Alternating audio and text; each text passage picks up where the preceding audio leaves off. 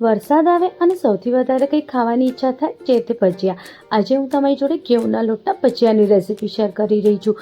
બહુ જ સરસ રેસીપી છે, જરૂરથી ફોલો કરજો.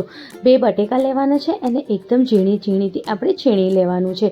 છીણ્યા પછી એને 2 થી 3 પાણીથી આપણે ધોઈને એકદમ કોરા કરીને એક વાટકામાં લઈ લેવાના. પછી એક કાંદો લેવાનો, એને પણ ઝીણું સમારીને એમાં એડ કરી દેવાનું. 4 લીલા મરચાંને પણ એકદમ ઝીણું સમારી લેવાનું. અડધી વાટકી જેટલું કોથમીર, 10 થી 12 જેટલા આપણે કઢી પત્તાને પણ ઝીણું સમારવાનું. 1 ચમચી જેટલું કાળા મરી, અડધી ચમચી જેટલું અજવાઈન, મીઠું સ્વાદ મુજબ, 1 ચમચી જેટલું ચીલી ફ્લેક્સ, 1 ચમચી જેટલું પિઝા સિઝનિંગ, 1 ચમચી જેટલું જીરું અને અડધી ચમચી જેટલું મેં આમાં હલ્દી પાવડર એડ કર્યું છે. બધાને સરસ રીતે મિક્સ કરી દેવાનું અને એક જ વાટકી જેટલું આમાં ઘઉંનો લોટ એડ કરવાનો. બધાને સરસ રીતે મિક્સ કરીને થોડું પાણી એડ કરીને આપણે જેમ ભજીયાનું બેટર બનાવીએ એમ જ બનાવવાનું, પણ થોડું ઘટ રાખવાનું, બહુ ઢીલું નહીં રાખવાનું, નહીં તો ભજીયા સારા નહીં બને. હવે જ્યારે આવી રીતે બેટર રેડી થઈ જાય ત્યારે એને 5 મિનિટ માટે સાઈડમાં મૂકી દેવાનું.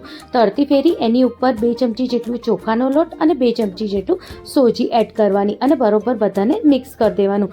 મિક્સ થઈ જાય પછી 1/4 ચમચી જેટલી આપણે ખાવાની સોડા નાખવાની. ખાવાનું સોડા બહુ નહીં નાખવાનું, 1/4 ચમચી જેટલું જ નાખવાનું અને 1 ચમચી જેટલું પાણી એડ કરવાનું અને પછી એને બરોબર આપણે ફેટી દેવાનું એક જ ડાયરેક્શનમાં, કંઈક આવી રીતે. તે બેટર એકદમ સ્મૂથ અને એકદમ લચકા પડતું થઈ જશે. બસ આવું જ બેટર જોઈએ ભજીયાને તળવા માટે.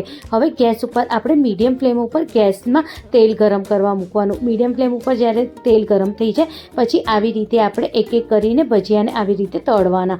જેટલા આપણાથી તળાતા હોય એટલા જ નાખવાના, બહુ વધારે પડતા નહીં નાખવાના. બસ આવી જ રીતે ગોલ્ડન બ્રાઉન થાય અને એકદમ ક્રિસ્પી થાય ત્યાં સુધી આપણે એને તળવાના છે. અને ગેસની ફ્લેમ તળતી ફેરી મીડિયમ હોવી જોઈએ, બહુ હાઈ કે બહુ લો ના હોવી જોઈએ. અને રેડી છે આપણે ઘઉંના લોટના ભજીયા. આ ભજીયાને તમે મરચાં જોડે તો ખાસ કરીને ખાજો, બહુ જ ટેસ્ટી લાગે છે. એકવાર તો આ રેસીપી જરૂર ટ્રાય કરજો. Thank you.